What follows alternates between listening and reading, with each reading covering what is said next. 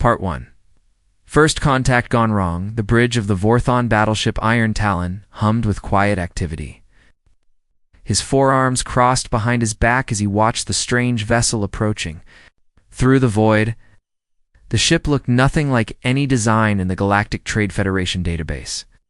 Its hull was sleek but scarred, painted in dull gray colors that seemed to absorb light rather than reflect it. "Admiral, the unknown vessel is..." Responding to our hail, reported Communications Officer Vex from his station. His voice carried the typical confidence of a Vorthan warrior who had never faced a real challenge in space. "Put them through," Krell ordered, his massive frame turning toward the communication panel. As the most decorated admiral in the Federation Navy, he had dealt with countless primitive species attempting to enter galactic space. This would be no different. The screen flickered to life, revealing a human face that looked surprisingly calm despite being surrounded by 3 Federation warships.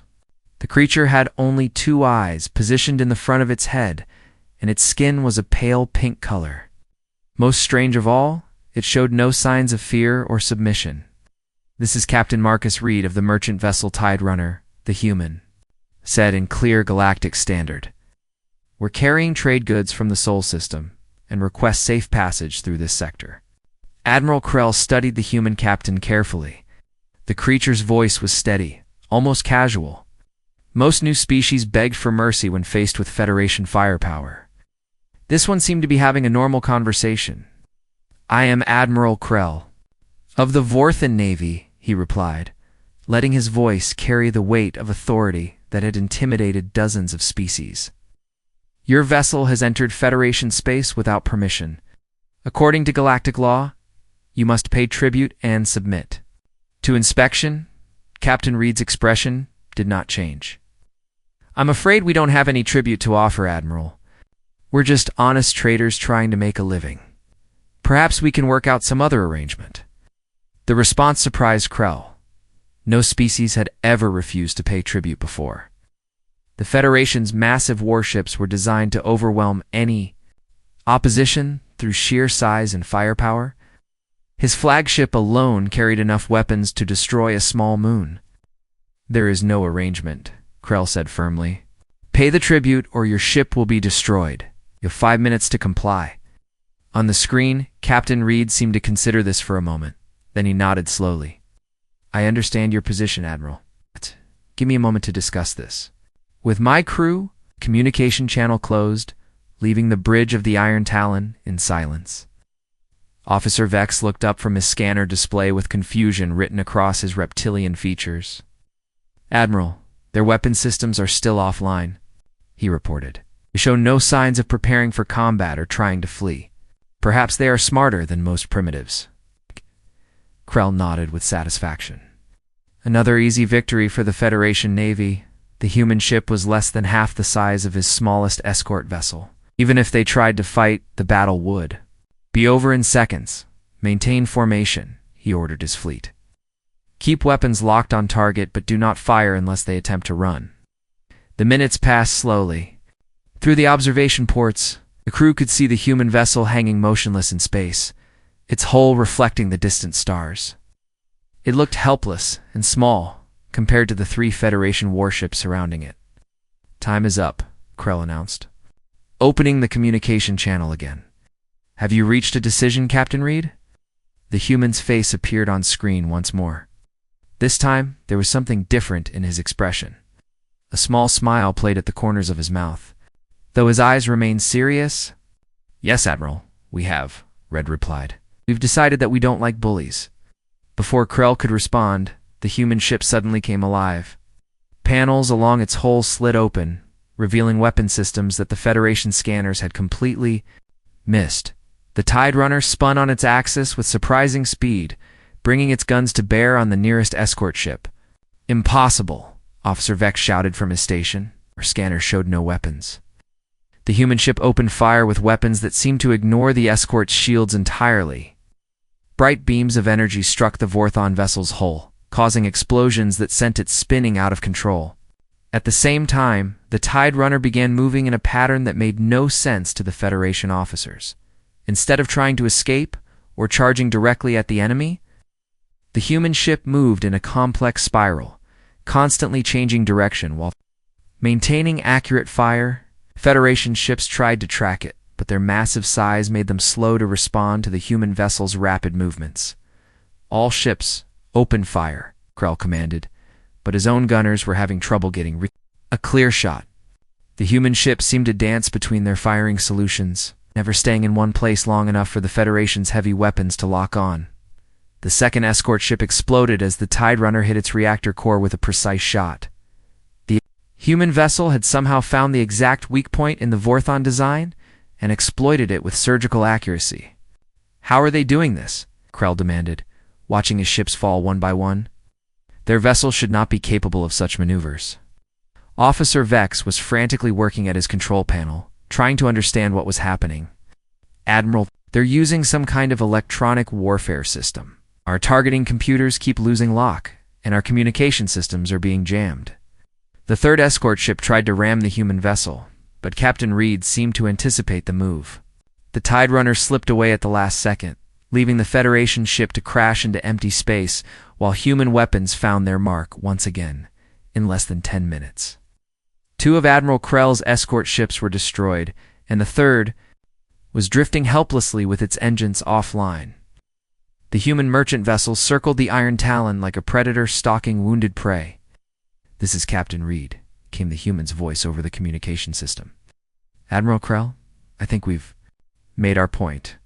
We don't pay tribute to anyone, and we don't appreciate being threatened."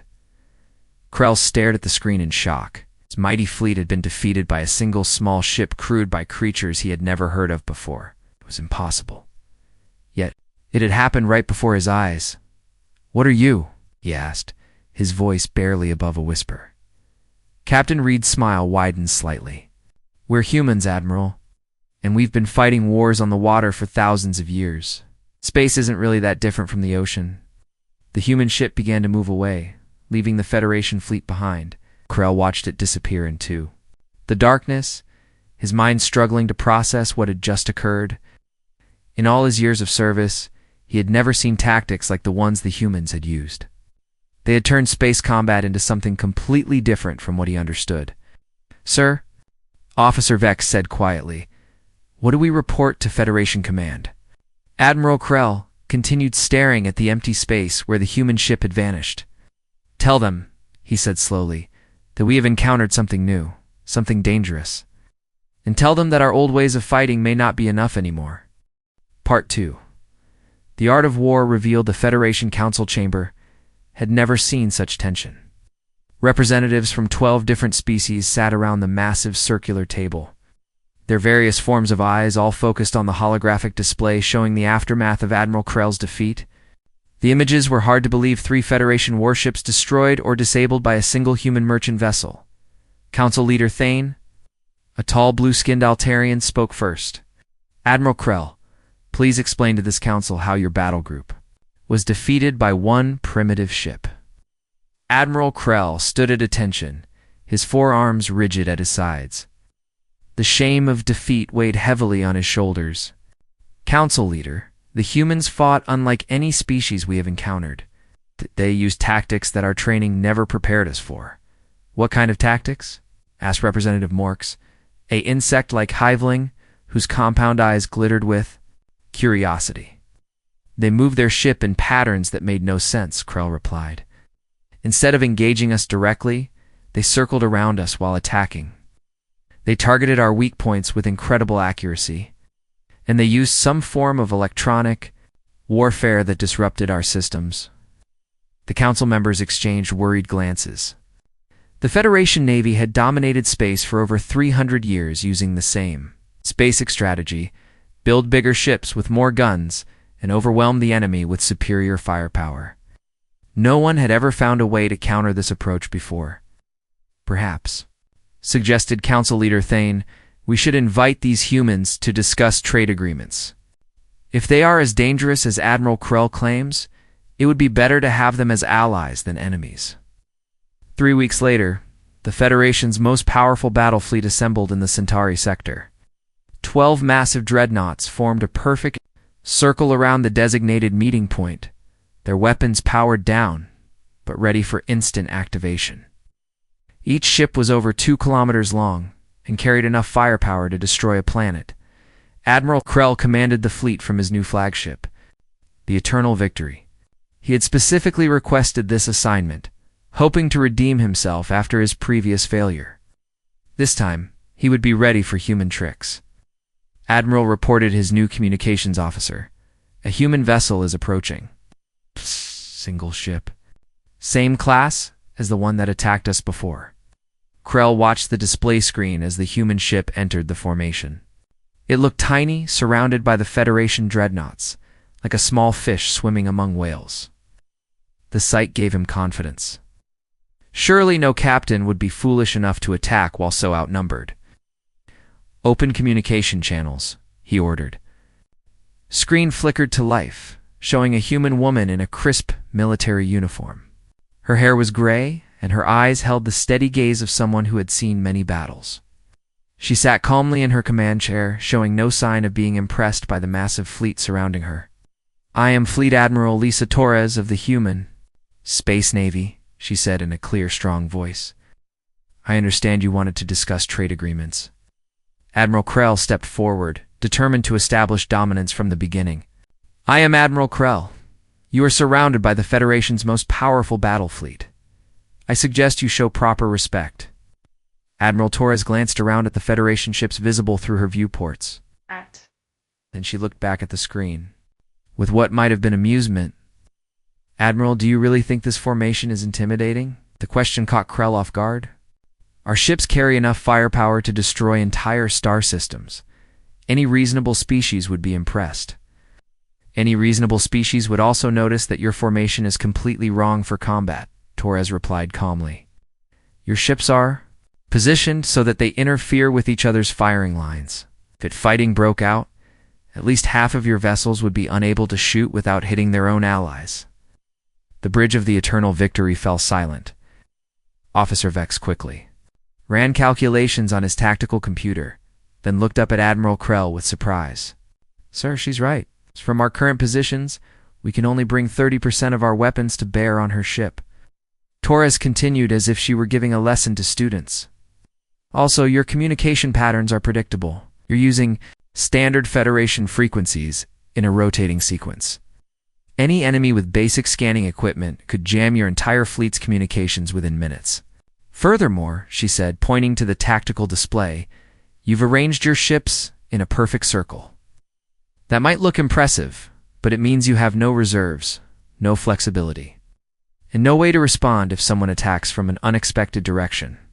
Admiral Krell felt his confidence crumbling. Everything the human said made sense, but no Federation officer had ever thought about space combat in these terms before. They had always focused on building bigger ships and mounting more guns. "You think you know better than the Federation Navy?" Krell asked, his voice showing more uncertainty than anger. "I think we approach warfare differently," Torres replied. "Humans have been fighting naval battles for thousands of years. We've learned some lessons that might be useful in space." "Prove it," Krell challenged, his pride overcoming his better judgment. "Show us these superior human tactics." "Admiral?" Torres smiled, but it was not a cruel expression. "Very well. I propose a war game. Your entire fleet against my single ship. Simulated weapons only, of course. If you win, humans will pay tribute for trading rights. If I win, we negotiate as equals." The offer was too tempting to refuse. 12 ships against 1, even in a simulation, should be an easy victory. Admiral Krell accepted the challenge. The wargame began with the Federation fleet maintaining their circular formation while the human ship took position at the center. Admiral Torres waited patiently as the simulation started, making no aggressive moves. "All ships attack formation," Krell commanded. The 12 dreadnoughts began moving inward, tending to overwhelm the human vessel with concentrated fire. Torres waited until the Federation ships were committed to their attack pattern. Then her ship suddenly accelerated toward the weakest point in their formation. Instead of trying to fight all 12 ships at once, she focused on the 2 vessels that were slightly separated from the others. The human ship moved between the 2 Federation dreadnoughts, using them as shields against the rest of the fleet. Her simulated weapons targeted critical systems on both ships, disabling their engines and weapons in quick succession. How is she doing that? Officer Vex asked in amazement. She's moving faster than our tactical computers can track. She's not just moving randomly, Krell realized. Every movement has a purpose. She's using our own ships to protect herself while she attacks. Torres eliminated the two isolated ships, then immediately moved to attack the next closest pair. The Federation vessels tried to adjust their formation, but they were too large and slow to respond effectively to the human ship's rapid maneuvers, one by one. The simulation showed Federation ships being disabled or destroyed. Torres used a different tactic against each group, sometimes attacking from behind, sometimes from above, sometimes using asteroids as cover. She never stayed in one place long enough for the Federation ships to coordinate their fire. She's dividing our forces, Krell said with growing admiration. Instead of fighting all of us together, she's fighting us in small groups, where she has the advantage. The simulation ended with all 12 Federation ships disabled, while the human vessel remained undamaged. The bridge crew stared at their displays in stunned silence. Admiral Torres reappeared on the communication screen. This is what humans call tactics. Admiral Krell, we don't just build bigger ships and hope for the best. Think about how to use our forces most effectively. Did you learn to fight like this? Krell asked, his voice filled with genuine curiosity rather than anger. On Earth, Torres replied, our planet is mostly covered with water, so we had to learn how to fight naval battles. The principles are the same whether you're fighting on an ocean or in space. Use speed and maneuverability to your advantage. Divide the enemy's forces, and never fight fair when you can fight smart. Admiral Krell looked around his bridge at the faces of his crew. They were all thinking the same thing. Everything they knew about space combat was wrong. These humans had knowledge that could revolutionize warfare throughout the galaxy, perhaps. He said slowly, we should discuss those trade agreements after all. Part 3. The test of battle. The emergency alarm echoed through the Federation command center as reports flooded in from the Outer Rim systems. General Hax, a massive bear-like creature from the Ursine Coalition, stood before the main tactical display with his fur bristling in anger. Red markers showed hegemony forces advancing on 3 different fronts, their invasion fleet larger than anything the Federation had faced in decades. How many ships? Asked Admiral Krell, who had been promoted to Federation Naval Command after his encounters with the humans. Over 400 confirmed vessels, replied Intelligence Officer Zara, her tentacles dancing nervously over her control panel. They're using new shield technology that makes our weapons much less effective. Our battle fleets are taking heavy casualties. The display showed the grim reality of the situation. Federation forces were losing every major engagement with the hegemony. Their traditional tactics of forming battle lines and trading firepower with the enemy were proving completely useless against the invaders' superior technology. What about the human ships? General Hax asked. Where is their fleet? The humans only sent a small task force, Krell replied. Captain Jake Harrison commands 5 ships total. I tried to explain that we need more firepower, but Admiral Torres said 5 ships would be enough. General Hax snorted with frustration. 5 ships against 400. The humans may be clever fighters, but they're not miracle workers. 3 days later, Captain Jake Harrison stood on the bridge of his flagship, the Storm Chaser. Unlike the massive Federation dreadnoughts, his ship was built for speed and maneuverability. The human task force consisted of 5 similar vessels, each one designed based on lessons learned from Earth's naval history. Captain, reported Lieutenant Davis from the sensor station, the Federation 4th Fleet is engaging the hegemony. In the Vega system, they're taking heavy losses. Harrison studied the tactical display showing the battle. The Federation ships were arranged in their usual formation, trying to match the hegemony's firepower with their own.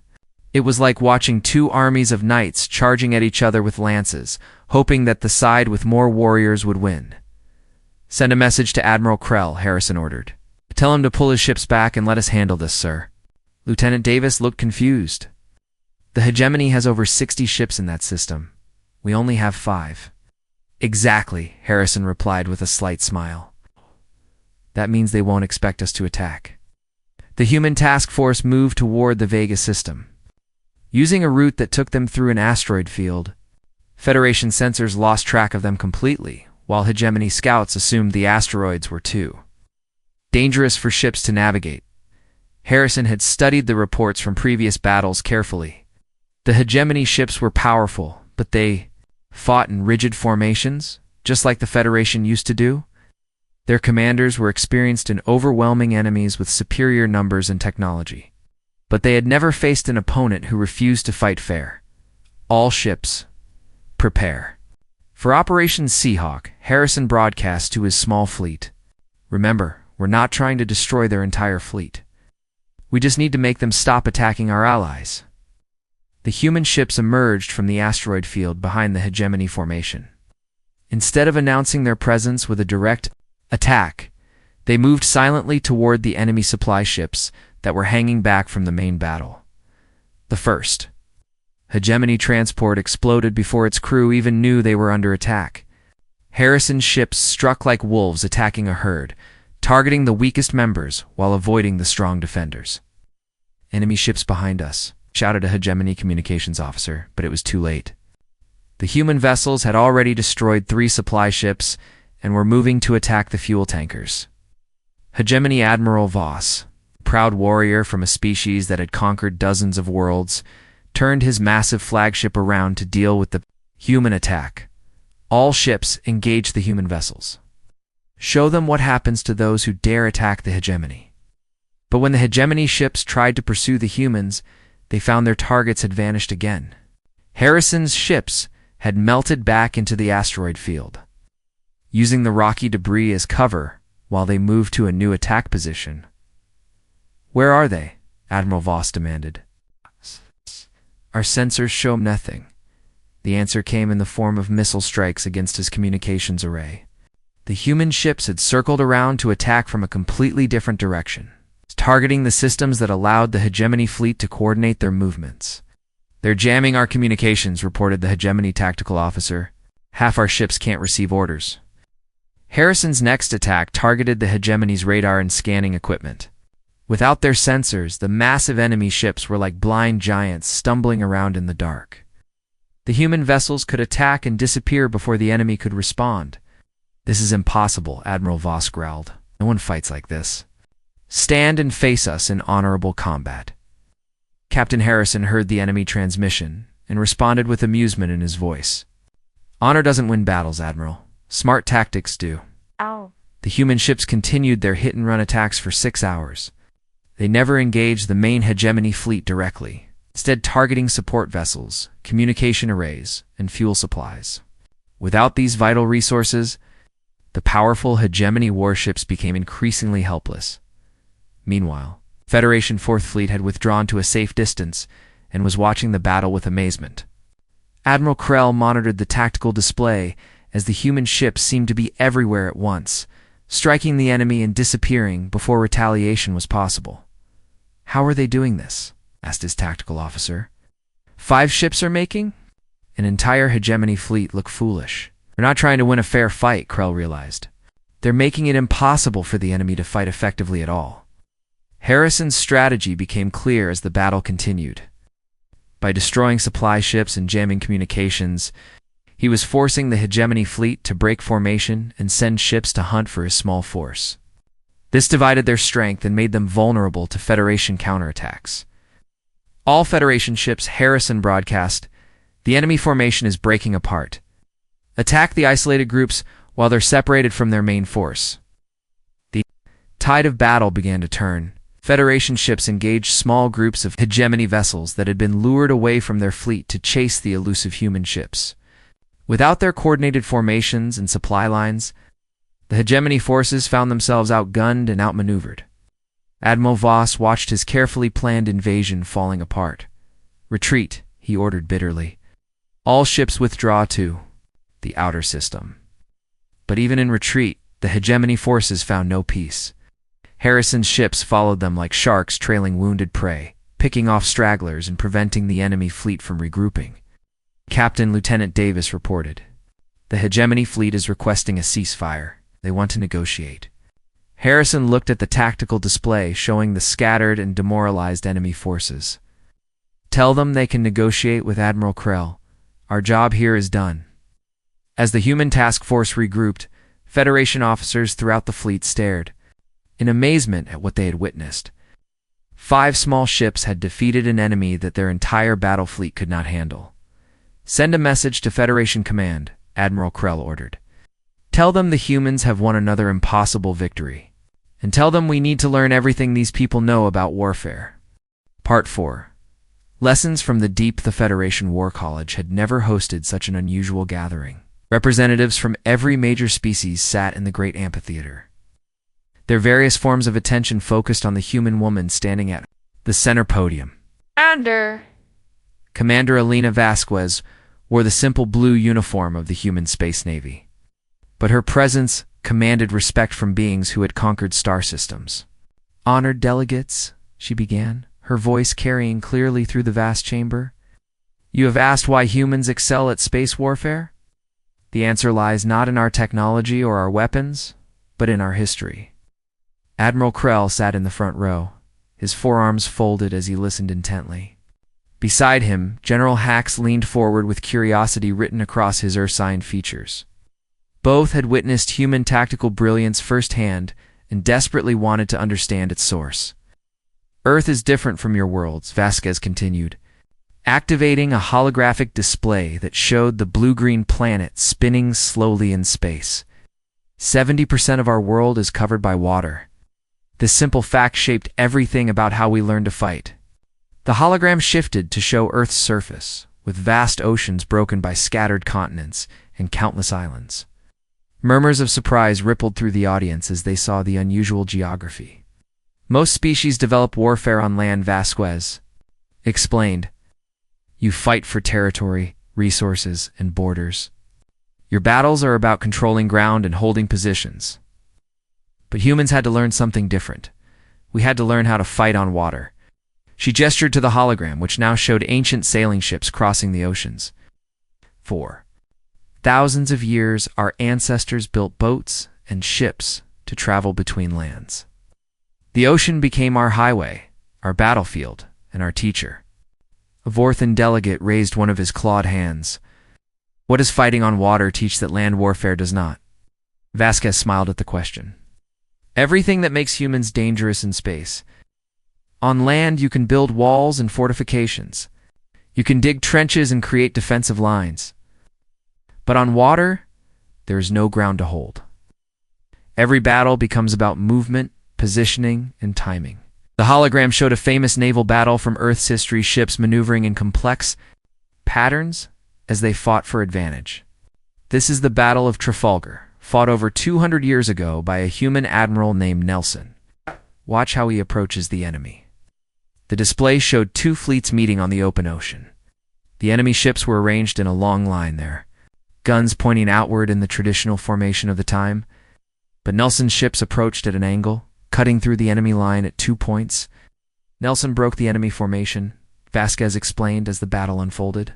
Instead of fighting ship against ship along the entire line, he concentrated his forces against small sections of the enemy fleet. This is what we call crossing the T, positioning your ships so they can fire at the enemy while the enemy cannot. Fire back effectively.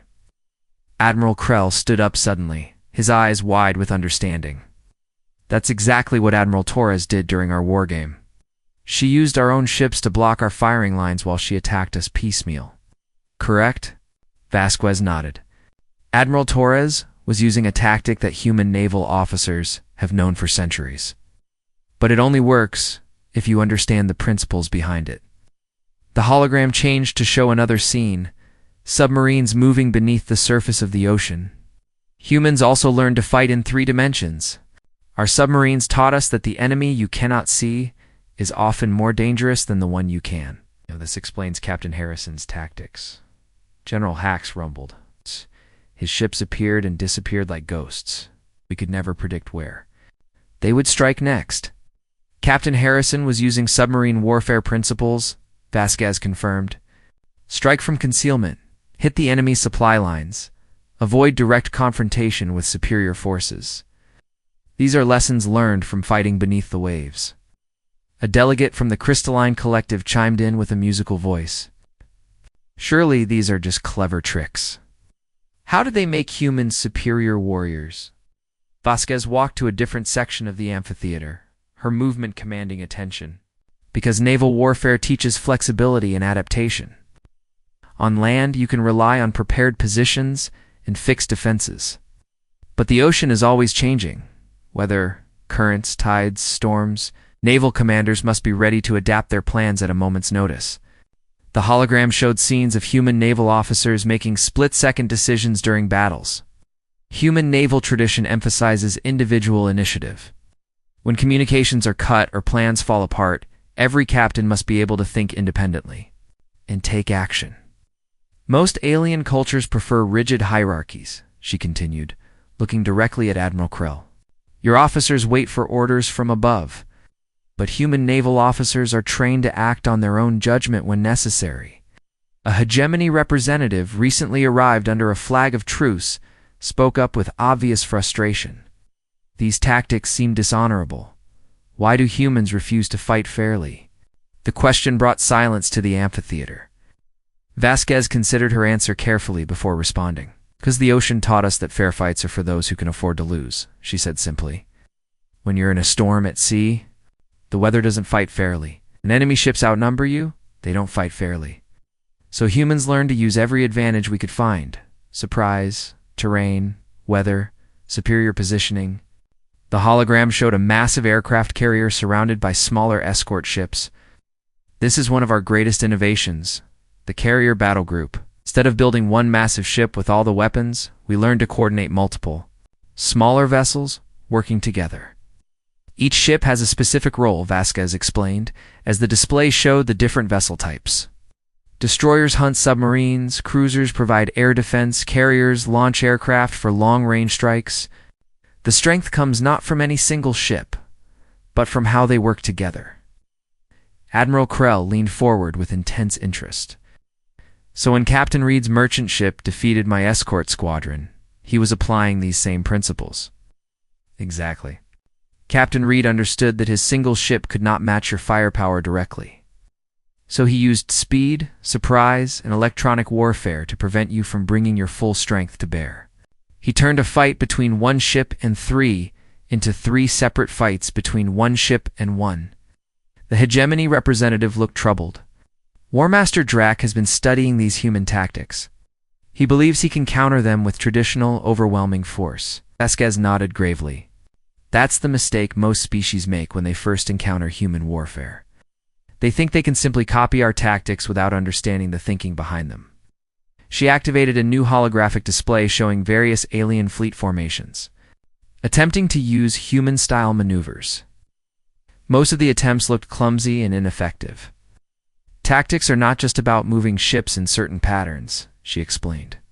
They require a way of thinking that must be learned through experience.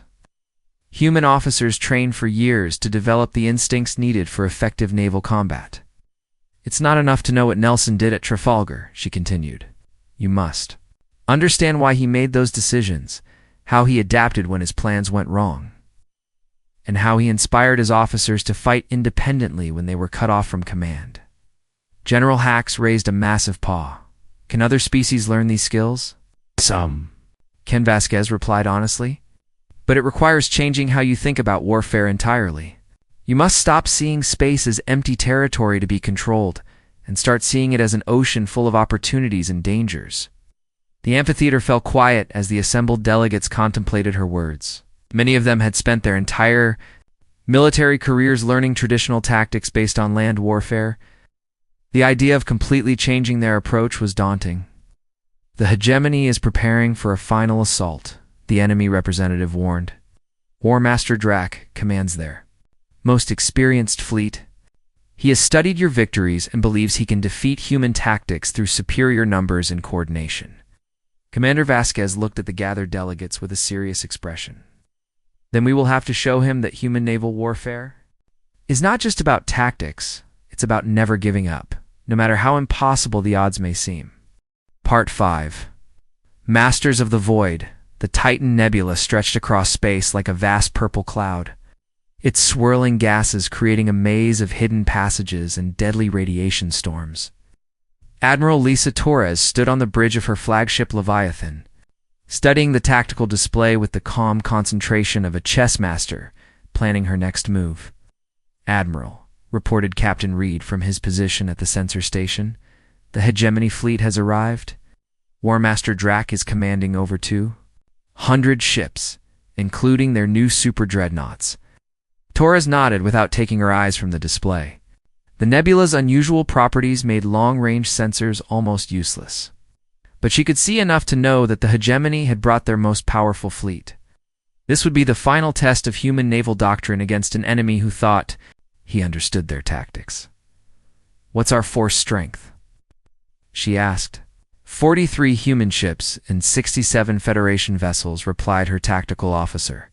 "The alien crews have been training with our methods for 3 months, but they're still learning." Through the observation ports, the nebula's shifting colors painted everything in strange hues.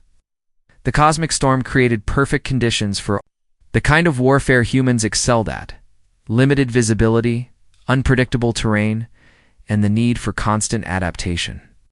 "Signal all ships," Torres ordered. "Implement Formation 7. Tell the Federation captains to remember their training and trust their instincts." War Master Drac commanded his fleet from the massive battleship Infinity's Edge, a vessel so large it could have served as a space station. His scarred face showed the confidence of a warrior who had never lost a major battle. Round him, his officers prepared for what they expected to be their greatest victory. "The humans are hiding in the nebula like cowards," reported his intelligence officer. "Our new sensors can penetrate the interference better than their old equipment. We should be able to find them easily." Drac studied the tactical projections with satisfaction. He had spent months analyzing human battle records and thought he understood their weaknesses. "They rely on surprise and hit-and-run tactics," he told his staff, "but we have learned from their previous victories. This time, we will not be caught off guard." The hegemony fleet moved into the nebula in a carefully planned formation. Drac had positioned his strongest ships to cover all possible escape routes while his scouts searched for the human fleet. He was confident that superior numbers and firepower would overcome any tactical cleverness. "Contact," shouted a sensor. "Operator. Human ships detected in Sector 7. They appear to be in full retreat." Drac smiled with grim satisfaction. "All ships, pursue and destroy. Do not let them escape to fight another day." But as the hegemony fleet moved deeper into the nebula, Admiral Torres was implementing a strategy that Drac had never encountered before. Instead of running away, the human and Federation ships were using the nebula's properties to execute the most complex naval maneuver in their playbook. "Phase 1 complete," reported Captain Reed. "All ships are in position for crossing the T." Torres watched as her carefully coordinated fleet moved through the nebula's hidden passages. The plan required perfect timing and absolute trust between captains who could barely see each other through the swirling gases. War Master Drac's pursuit force suddenly found themselves under attack from 3 different directions at once. Human ships emerged from the nebula's dense clouds like ghosts, their weapons already locked onto critical targets. "Impossible," Drac roared as his forward scouts exploded under concentrated fire. "Our sensors showed them retreating in the opposite direction." His tactical officer worked frantically at his console. "Sir, they're using the nebula's radiation to mask their movements. Our new sensors are being fooled by false signals." Hegemony ships tried to respond to the multi-directional attack, but they found themselves in exactly the position Admiral Torres had wanted. Their formation was stretched out in a long line, unable to support each other effectively. "All ships, concentrate fire on the lead elements," Torres commanded. "Execute Nelson's gambit." The human and Federation ships focused their attack on the head of the hegemony formation, overwhelming the forward vessels with superior firepower before moving to the next group. It was the same tactic that had won battles on Earth's oceans centuries ago, now adapted for 3-dimensional space combat. Drac realized his mistake too late. By stretching his fleet out to chase the humans, he had made it impossible for his ships to fight as a coordinated unit. The enemy was defeating his forces piecemeal, exactly as human naval doctrine taught. "All ships fall back and regroup," he ordered, but the nebula's interference made communications difficult. Many of his captains never received the order and continued their futile pursuit into Torres's trap. The battle raged for 6 hours through the shifting passages of the nebula. Torres used every trick in the human naval playbook: feints, ambushes, concentrated attacks on isolated units, and constant movement to prevent the enemy from organizing an effective response. Admiral Captain Reed reported during a brief lull in the fighting. "The Federation ships are performing better than expected. They're starting to think like human naval officers." Torres smiled with pride as she watched alien captains execute complex maneuvers with growing confidence. The months of training were paying off as Federation officers learned to trust their own judgment instead of waiting for detailed orders. War Master Drax's super dreadnought finally emerged from the nebula's densest region, its massive guns seeking targets. But instead of facing a concentrated enemy fleet, he found himself surrounded by smaller ships attacking from every direction. "Focus all firepower on their flagship," Torres ordered. "Show them what happens when you bring a fortress to a naval battle." The combined human and Federation fleet demonstrated the final lesson of naval warfare. Coordinated attacks by multiple small units could overwhelm even the most powerful single opponent. The Infinity's Edge found itself unable to target all of its attackers, while taking damage from weapons it could not effectively return fire against. "War Master," his communications officer reported with fear in his voice, "we've lost contact with over half our fleet. The remaining ships are requesting permission to withdraw." Drax stared at his tactical display in disbelief. His carefully planned battle had turned into a complete disaster. The humans had used the nebula like ancient sailors used fog and weather, as a weapon against their enemies. "Signal retreat," he said bitterly. "All ships withdraw from the nebula immediately." But even in retreat, the hegemony forces found no safety. Torres had positioned reserve squadrons at every exit point, ready to attack the demoralized enemy ships as they fled the nebula's confines. The battle ended with the hegemony's most powerful fleet scattered and broken. Those ships that escaped carried word of a defeat so complete that it shattered their empire's confidence in continued warfare. "Admiral." Torres stood on her bridge as the last enemy ships disappeared into hyperspace. Around her, officers from a dozen different species worked together with the smooth efficiency of a well-trained naval crew. "Signal Federation Command," she ordered. "Tell them the hegemony threat has been neutralized. And prepare a full battle. Report for the Naval Archives." As her ship moved out of the nebula, Torres reflected on what they had accomplished.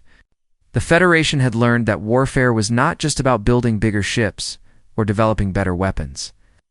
It was about understanding the eternal principles of naval combat that humans had spent millennia perfecting on the oceans of Earth. "Admiral," Captain Reed asked, "what's our next assignment?" Torres looked out at the stars scattered across the darkness of space. They looked remarkably like islands scattered across a vast ocean, waiting for skilled navigators to find safe passage between them.